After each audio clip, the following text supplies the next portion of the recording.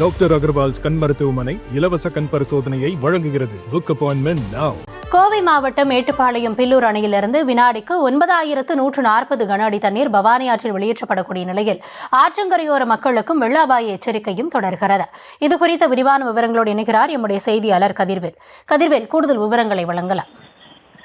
நிச்சயமா கௌதமி, அதாவது மூன்றாவது நாளாக நிரம்பி வழியக்கூடிய பில்லூர் அணையிலிருந்து இன்னைக்கு வினாடிக்கு 9000 கன அடி தண்ணீர் பவானி ஆற்றில் வெளியேற்றப்பட்டு வருவதால தொடரும் வெள்ள அபாய எச்சரிக்கையானது இருக்குது. அதாவது கோவை மாவட்டம் மேட்டுப்பாளையம் அருகே இருக்கக்கூடிய பில்லூர் அணையில நீர்பிடிப்பு பகுதிகளான நீலகிரி மற்றும் கேரள மலைப்பகுதிகளில் கடந்த சில நாட்களாக பெய்து வரக்கூடிய கனமழையின் காரணமா அதாவது 27ஆம் தேதி இரவு 8 மணி அளவுல அதன் முழு கொள்ளளவை பில்லூர் அணை எட்டியிருந்துச்சு. இதனால அணையின் பாதுகாப்பு கருதி மொத்த நீர்த்தக்க உயரமான 100 அடியிலிருந்து 97 அடியா நிலைநிறுத்தி அணையின் நீர்வரத்தான வினாடிக்கு நேற்றைய தினம் 15000 கன அடி தண்ணீர் அப்படியே பவானி ஆற்றுல திறந்து விடப்பட்டிருந்தது. இந்த நிலையில இன்றைக்கு காலையில பாத்தீங்கன்னா வினாடிக்கு 9140 கன அடி தண்ணீர் பவானி ஆற்றுல வெளியேற்றப்படுகிறது.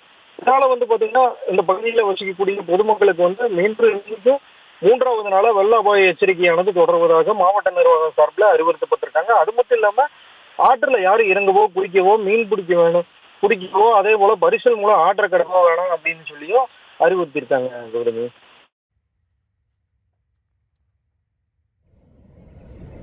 விவரங்களுக்கு நன்றி கதிர்வேல். டாக்டர் அகர்வால்ஸ் கண் மருத்துவமனை இலவச கண் பரிசோதனையை வழங்குகிறது. Book appointment now.